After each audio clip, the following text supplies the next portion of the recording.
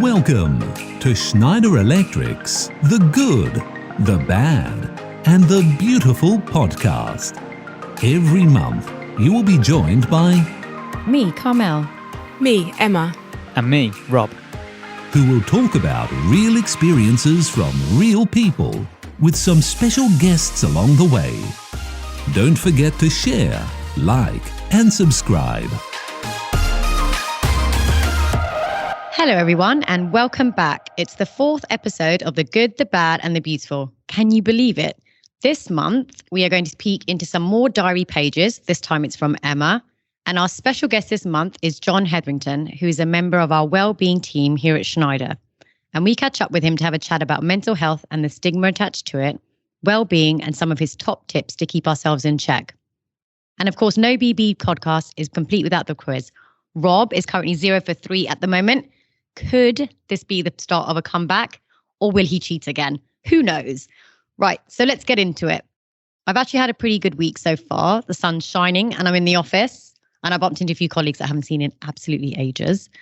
But I actually wanted to speak with you both about something today specifically, and that is date night.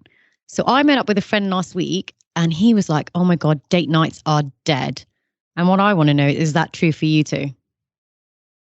So I would say no, it's not dead. My partner recently bought me a dates poster. So we've been looking at doing some different activities rather than the usual dinner and drinks. So it's more about stepping out of our comfort zone, doing things together. And most recently, we went go-karting. It's something I haven't done a lot of, and I was sort of nervous to start with. But first round, I was a bit slow. Second round, my competitive side came out and I was thrashing it around the course. Bumps and bruises to go with that. But it was a lot of fun, and I would definitely be doing that again. And our next plan is to actually go bouldering.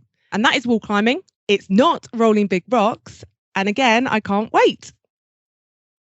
So I would also say that date nights are not dead. However, I think my pace of life sounds a little bit slower than Emma's, and I'm feeling a little bit boring now. So me and my wife, we do a load of board game nights. So, we love a good theme. So, we'll play, articulate, things like that. But we also do the more in-depth board games too. So we have like co-op Lord of the Rings games, because I'm a massive geek like that. But at the same time, we'll have like mead on the go and the Lord of the Rings theme song playing in the background, and just get fully immersed into it. And we make a whole evening of it. So we love to do that kind of thing. And we also do like labyrinth theme ones as well, where we have that soundtrack playing. So it sounds really sad, but I really love it. And we also we do things like escape rooms and stuff like that when you're going pre-lockdown. So we do some kind of exciting things. But I think we've talked about competitive sides, right? So I get quite competitive as well, and she kind of panics. So dating my nights maybe don't always go the way we had hoped. So, but they're not dead. Absolutely not dead. My God, I seem, getting a bit sad now. I need to go spruce up my date night. So we did an online art class together, which was actually quite nice. Had a glass of wine, did some art together. But I'm just like you, Rob, because I get really competitive. So things like Monopoly have been banned from our house because one, the game takes about 8 hours. And two, honestly, my husband cheats and I just can't stand cheaters. I'll just go ballistic about that. But yeah. The art class was the last one. I'll have to come, might get that poster now, Emma. Sounds really intriguing. I recommend the poster, I really do, because if you're lost for ideas, they're there ready and waiting for you, and you actually get to scratch them off. So it's a little bit of fun. You get to scratch each one off once you do it. But, what about, I'm going to throw this one out there, singing. Does anyone sing with their partners? Which reminds me, Carmel, how did you get on with your opera application? So I heard the radio broke when they played her audition. How dare you? How dare you? And for those of you that don't know, I did an application to be an opera singer and I didn't get in. No, they didn't even bother to get back to me or anything. I was just like, that's really sad. I can't imagine why. We'll speak about this later. Were you not bad enough? Is that the whole point? Oh, actually, Emma, don't you're do this, right. Emma. Don't do this. Emma. Yeah, I think that's actually it, because it was for really bad singers to turn them into opera singers. So thank you, Emma. Yes, I don't think I was bad enough. Great. I'll take that with me. Funnily enough, coming back to Emma's question about do you sing together, my wife's birthday's coming up soon, and I made a makeshift karaoke machine using a guitar amp I have. And we were in my office a few weeks ago doing a test run, and we ended up sitting in there for about an hour with disco lights on the go, taking it in turns to sing karaoke songs. So I love that. Yeah, I guess we do sing together.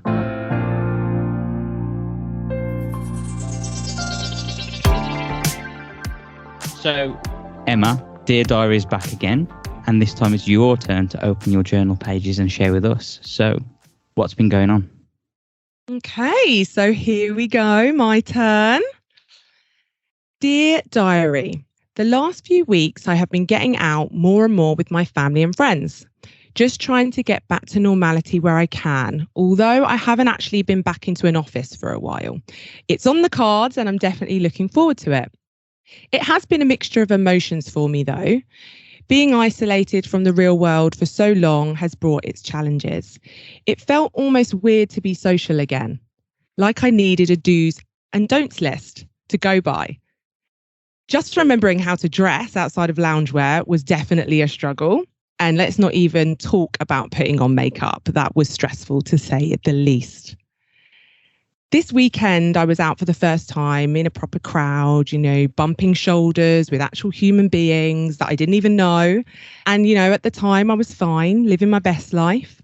But actually since then, slight anxiety has crept up on me. And it's what I call the COVID cloud. So, on one side, I'm enjoying life. But on the other, it comes with this lingering worry. I guess this is just the new normal. Thanks, Emma. I think that analogy of the COVID cloud, I think we can all relate to that, really. I think it's a bit of excitement, bit of anxiety. It's all a mixture, isn't it? And I think it's beginning to accept that it is a mixture. One day you'll feel something and maybe one day you feel the next. I think when we first thought of sharing our diary entries, I think I remember as a top tip that I had got from my psychologist to help me reflect on my days, but also look back to certain times and dates, the good, the bad and the ugly, I guess. But it definitely helps me to keep my emotions in check, which is why we thought it was such a good idea to share that, which I think brings us nicely into our focus for this episode, which is mental health and well-being.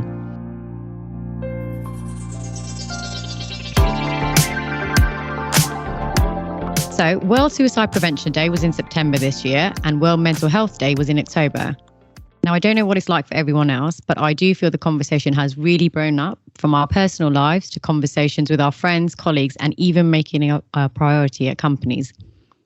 So according to the World Health Organization, about 800,000 people worldwide take their lives, and suicide is the leading cause of death for people aged 15 to 29.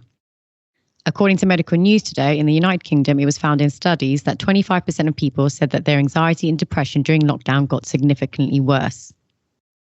And so that's really why when we thought about, what we were going to talk about today and what was really important to not just us, but topics that everyone around us are discussing, we thought it'd be great to get John to come along. Now, John's a long-term member of our wellbeing team in the UK, and he's a real advocate of the cause.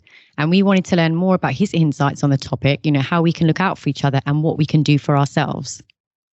Thank you, Carmel. It's great to be here, and I'm really pleased that you've asked me to come along because I like to take every opportunity I can to mention mental health and well-being because they're such important topics, especially, as you said, with the anxiety around the COVID cloud. So just a little background from me. You were mentioning anniversaries and stuff. I've actually been married for 25 years. My eldest has flown the coop and my daughter is 15 and just starting her GCSEs. So that brings its own anxieties with a GCSE year. I'm a chartered member of the Institute of Personnel Development. I've been for 17 years. I worked in operational HR and training for over 25 years. So that gives you a clue. I'm a little bit older than you guys, and I worked for Schneider for 14 years, currently as a training advisor in the Safety Academy based at Telford. So I've been an advocate for wellbeing for many years, and it started with what we called welfare, probably 20 plus years ago in operational HR. We used to get sick notes in and say, oh, Fred's off, he's off with stress, or somebody's off, they've broken their leg. And it was very reactive. So we'd go out and visit these people and give them what help and support we could from an HR perspective. But I'm really pleased to see that over that period of time, it's now grown into well-being, which is much more proactive.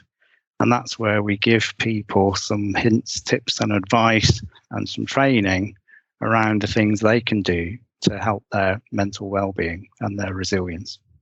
Thanks, John, and thank you so much for joining us.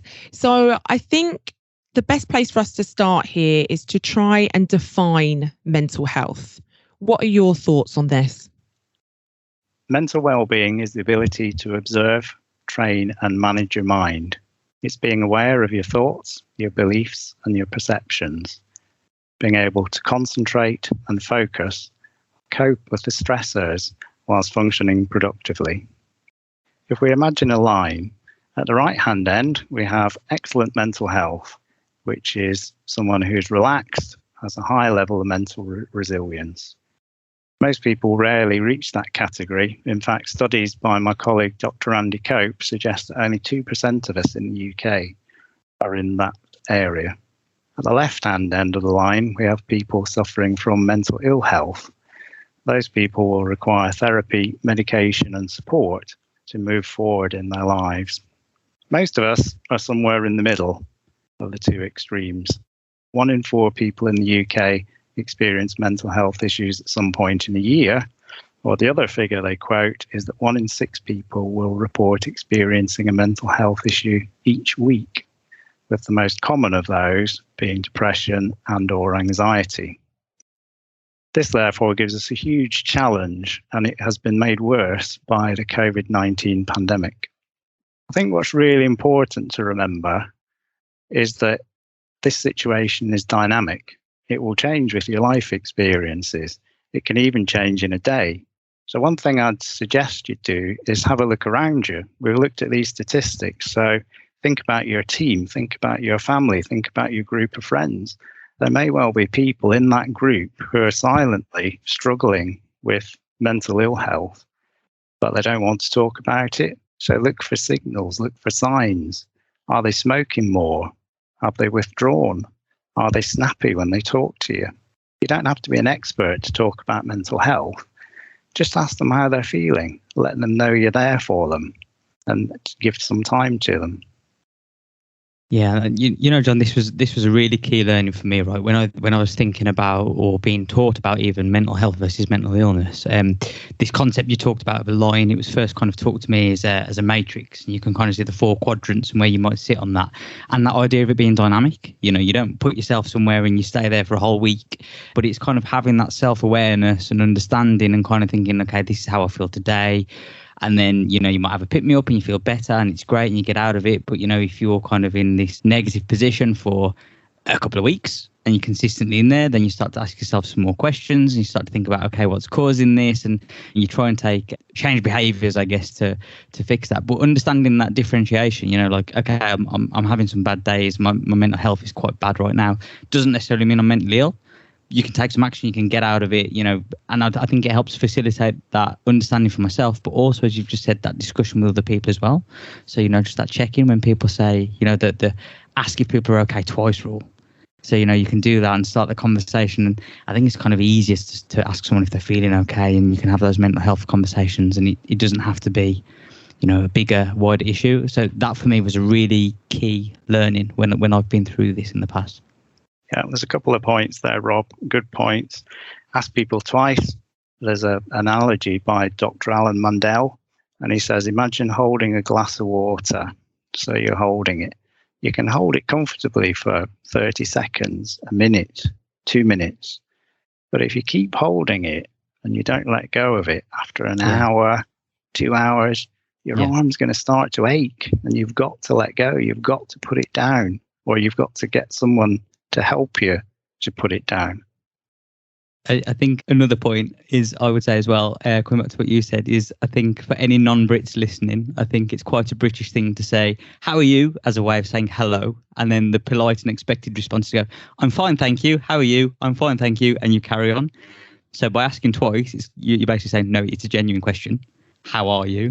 and then it earns a different response most times. So yeah, that's a simple trick that I learned for sure. Thank you both. Really interesting and some great points there, which leads me on to my next question, really. What about well-being in general? Because it's not just about mental health, is it? Absolutely. It's absolutely not just about mental health. I use a model with 4 dimensions to it. There's the physical well-being. That's what we do to and with our bodies. So it's sleep, it's fitness, nutrition, but also very importantly, it's regular rest and renewal. People forget that bit. From a mental health perspective, that's another element. Then we've got the emotional well-being, and this is about cultivating positive emotions. Having good emotional health is a fundamental aspect of resilience, and we need to be resilient at the moment. There's lots of things coming and hitting us all the time.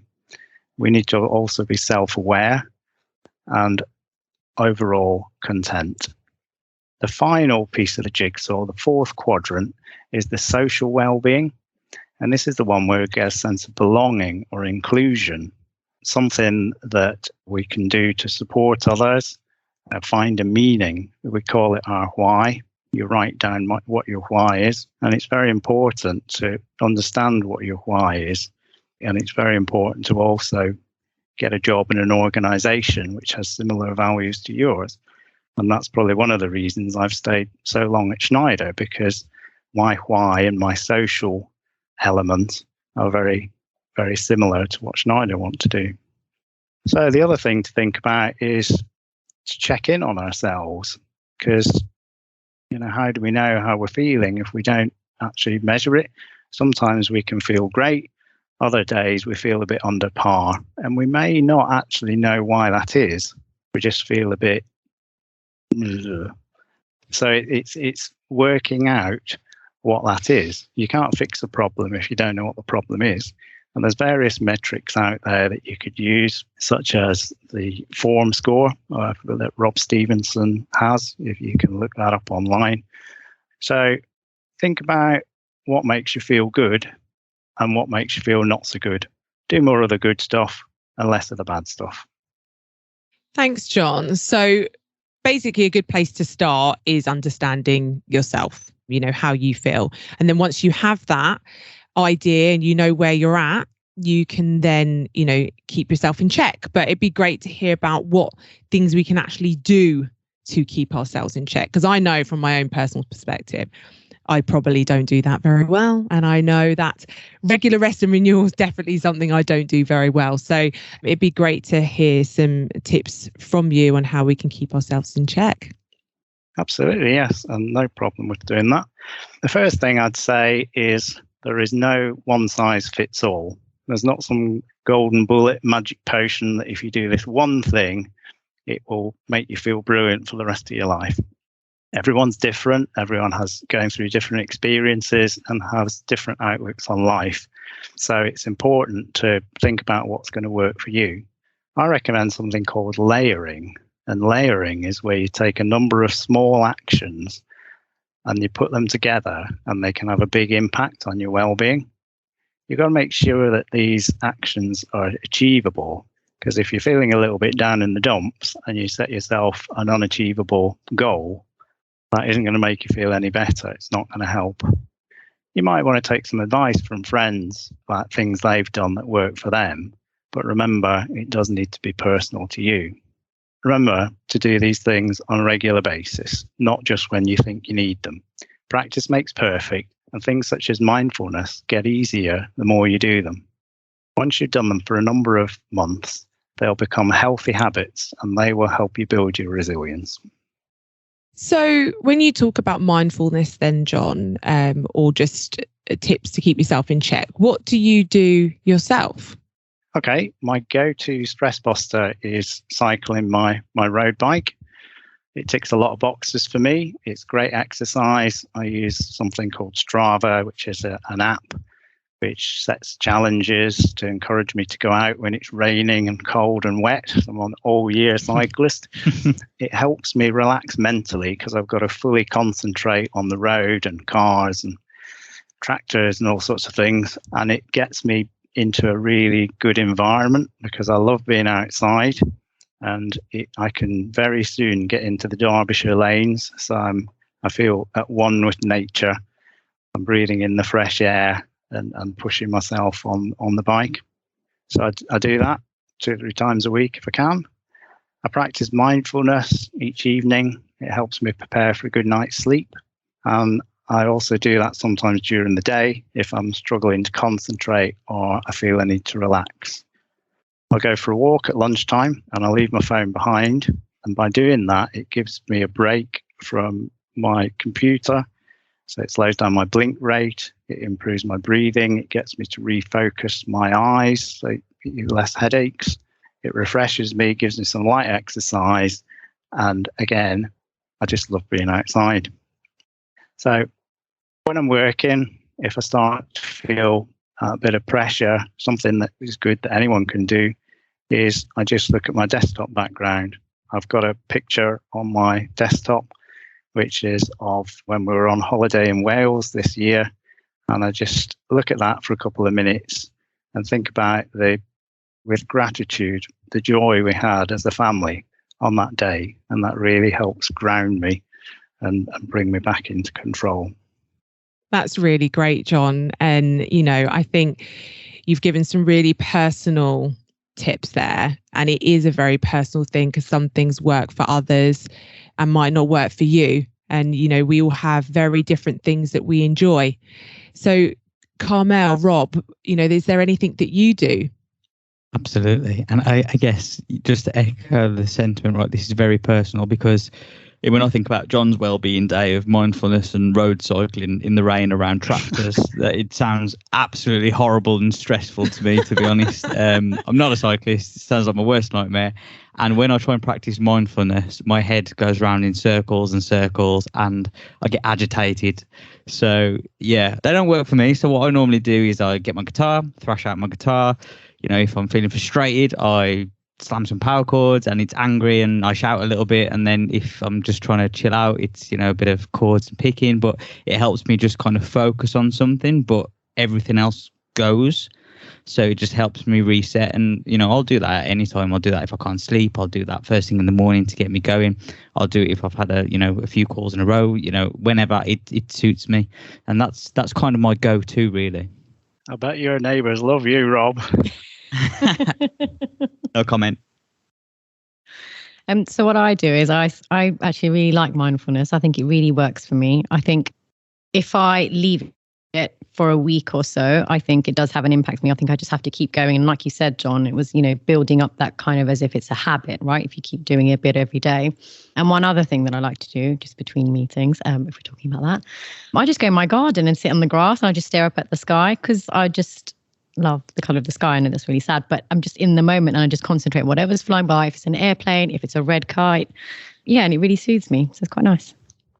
That's a great example, Carmel. That one of the things we encourage people to do if they are feeling a little bit stressed is to look up, especially if they can be outside, because that really brings it home to you that you're going from an inward focusing, oh, I'm stressed, I'm thinking about this, to a very much outward focusing.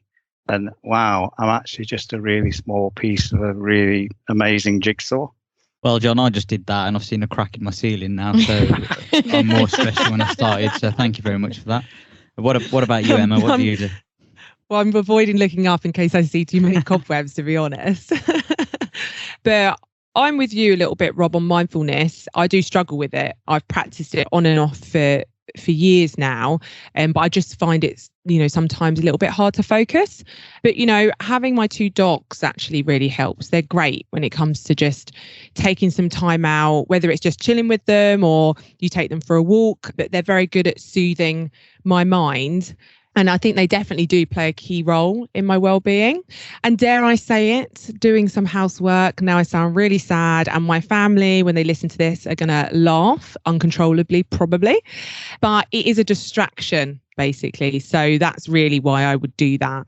And in fact, we spoke about singing earlier, and I did used to sing quite a lot just at home. I'm not professional or anything, but actually it was a really good stress relief. So now I've said that out loud, I think maybe I need to get back into that. Abigail 2 is a fantastic housework album, by the way. So Okay. popular one in my household. I like the old power ballads playlists. As you can imagine. I think animals is a great thing to talk about, Emma, because they really are a stress reliever. And, you know, your dog loves you unconditionally, doesn't it? So it's great to have animals around. And in fact, animals, horses and dogs are used in therapy for people who have mental health issues. Yes, I have heard that. It's definitely correct. It's fantastic when you have the opportunity to have animals. And even if you don't, you know, I do know some people that they borrow animals. So, you know, even you haven't got the opportunity to have a dog or a cat or whatnot, it might be that you get a chance to spend time with a neighbour's or a friend's, or take somebody's dog for a walk. So there are other options if you aren't in the position to have your own. So to all our listeners, you can bear that in mind. So back to mental well-being, the other thing we wanted to talk about really is the stigma around it, the stigma around opening up and talking about mental health. I would encourage people not to be afraid to talk. And from my own personal experience, you know, that is something actually it took a while to build up to. But, you know, talk about your experiences, talk about how you feel. And people on the other side, the advice is to make sure you check in, ask questions, you know, and just make sure that you're aware of what's going on with your friends, family, colleagues. So, you know, any advice around that, John, and, you know, the stigma that comes with mental health? Yeah, there's definitely stigma around mental health. I'll give you 2 scenarios. Let's say we've got a person called Joe. He's got pneumonia and he's off work. He'll probably put that on Facebook. His friends will all see it. They'll comment and they'll say, oh no, that's terrible. They'll probably come round and visit him with a card and a gift and wish him a speedy recovery. So when he gets back to work, his friends will come, oh, it's great to see you back, Joe. Glad you're back. Are you feeling better? And that's how the conversation will go. But let's imagine the next year, Joe's off work because he's burnt out. He's going to tend to keep that a little bit under the radar. And he may well say, it's not that. He may well say it's something else. He will be embarrassed. He won't want to tell his employer the reason in case it goes on his HR file. And when he does come back to work, he'll probably come back quietly. And most people will say something quietly to him, but they won't really know what to say, and neither will he.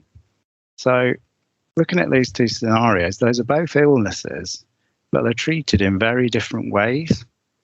So if we look at some of the stats from Mind, the mental health charity, nearly a third of people, 30%, said they wouldn't want to talk openly to their manager if they were stressed. And only 5% gave the main reason to their employer that they were too stressed to work. The other 95% said it was something else, like an upset stomach or a headache. So they may have burnt out, had a couple of days off. They've gone back to work and oh yeah, I just had a tummy bug, or I had a migraine, or I had something. But they've masked the fact because they're not comfortable, because they feel there'll be implications of saying that. So what we really need to do is create a more open culture where we are able to discuss from both sides, whether it's the person who's struggling or it's the person on the other side, maybe the manager or even family members. So we can talk about well-being and tackle the causes of stress. There's some great things going on out there. I mentioned Rob Stevenson earlier on. He's a mental health campaigner, and he's really encouraging us to go out and smash the stigma. Another thing we can do is have a network of mental health first aiders. Those people should be fully trained and accredited, and those people are a great way to start a conversation. Sometimes people feel they're not brave enough to go and speak to a more formal process with their manager or HR, and this gives them the extra option of talking to someone in confidence. So more specifically, John, I've been reading a lot about the stigma associated around men and mental health. And I read from mentalhealth.org that around 1 in 8 men have a common mental health problem, such as depression, anxiety, panic disorder, or OCD even. Do you find that a lot of men are open to talk about their mental health? Great question, Rob. Yes, it is difficult, or it seems to be difficult for men to open up about their mental health. Our ancient brain tells us that we are the alpha male, we're big, we're strong, we don't want to be showing any signs of weakness. But what we're finding is that is changing. Rob Stevenson, who I mentioned in the last paragraph, he's very open about his bipolar issues and how it affects his life. And the more people are open, the more people will follow suit and be able to feel comfortable about talking about it. Brilliant. Thank you. So overall then, if we just look back to mental well-being, mental health in general, you know, if you had 3 top tips for our listeners on well-being, what would they be? Ooh, that's a real tough question because there's so many things it could be. My number one thing would be sleep. Sleep, as research-wise, has been proven to be the most important thing for well-being. My number 2 would be talk to somebody. I know it sounds easy saying talk to somebody, but you've got to pluck up the courage. You've got to decide who you're going to talk to. We've mentioned a number of routes already, from the manager, HR, mental health first aiders, but also there's other bodies such as Citizens Advice or a family member or a friend. And the most important thing for me about talking to somebody is remember that asking for help is not a sign of weakness, it's a sign of wisdom. And my final point would be experiment and building coping strategies. So we talked about layering before and how that can help with well-being. So try a few, see what works for you, see what doesn't. If it works for you, keep doing it. It will form a healthy habit. And by doing that, you'll slowly build up a raft of actions which will have a big impact on your well-being. So good luck on your well-being journey. Thank you, John. It's been really great hearing your insights around this. And I definitely think all of us on the podcast today will take a lot away from this, and also will our listeners. Thank you. My pleasure. My pleasure.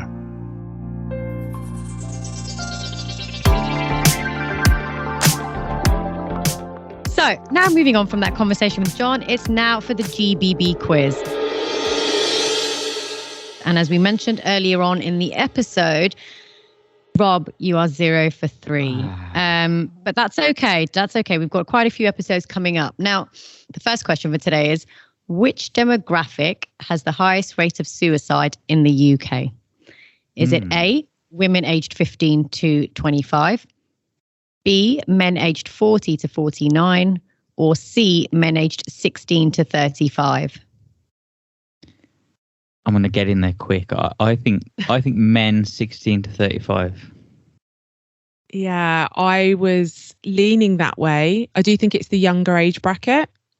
The correct answer is men aged 40 to 49. No. Oh, wow. Okay. Yeah, and the thing is that men aged 16 to 35 the levels are actually increasing. But, you know, it was an eye-opener for me as well when I was reading those statistics. So question number 2. What percentage of respondents in a recent study said their pet helped them cope emotionally with the lockdown? 65%, 80%, or 90%? I am going to go with, was it 65%? No, scrap that. 80%? Yes, I wanted 90% from the start, so I'll take 90%. So the correct answer is actually 90%. Oh, that's damn 1 point to Rob. I was even polite and let Emma go first on that one. But did you also know there's also been an increase of animals suffering from anxiety? So, you know, animals tend to, and there's been quite a few studies that take on the personalities of their owners, etc., and things like that. And because our levels have increased over COVID, so have their levels. So quite a few universities have done studies on those. So it's quite interesting to know, actually. So this is the final question of this quiz. So it was International Talk Like a Pirate Day in September. Which charity has this day been organised to raise money for? Is it number 1, childhood cancer support? Number 2, Marie Curie Cancer Care? 3, both of those charities. Who wants to go first? Do I get a bonus point if I do a voice? No, just answer this question. Can I do one anyway? No. Yes. Answer this. No, because that's my bonus question. So don't ruin my Right. Answer the question, Rob. 1, Both. 2, 3. Right. You're going for 3. Emma? Yeah, I was going to go for 3 as well. Okay. That's 1 point each. Okay. Excellent. So now, thank you for ruining that, John. Sorry, John. John. For bonus points, can you give us your best pirate voice? John, you're going to have to help me, judge this one. Are you going to give us a sentence to say? No, you can do that on your own. It's even better. Rob, you can go first. Poop Deck Percy Plop. What? Emma, I can give you something. I went on a date with, you went on a date with Hayden this week or something like that. In a pirate voice. I don't even know how to do a pirate voice. Grrr, I went on a date with Hayden this week. If I don't win this, it's a travesty. So, John, that is entirely up to you now. Who won that bonus point? Well, it's a real close call, but I think I'm going to have to give it to Rob. Right. Okay. So finally, making me sweat Rob. doing that. Oh my gosh. It is 3-1 to Emma. Emma, you're still in the lead. You are still in the lead. And now we've come to that time again. So firstly, I wanted to say a big thank you to you, John. Honestly, I've taken away a lot of things today, and I hope our listeners have too. No doubt they have. Back to the listeners now. If you have any questions, feedback, or want to suggest some topics for the next episode, please send them on to the gbb@se.com. And you can find us on se.com, Google Podcasts, Apple Podcasts, TuneIn, Stitcher, and Spotify. And please don't forget to share, like, and subscribe. And we'll catch you next month. I hope we edit that out. Okay, goodbye, everyone. Goodbye. The content of this podcast is for informational and entertainment purposes only. The information, statements, views, and opinions belong to our hosts and should not be construed as advice by Schneider Electric.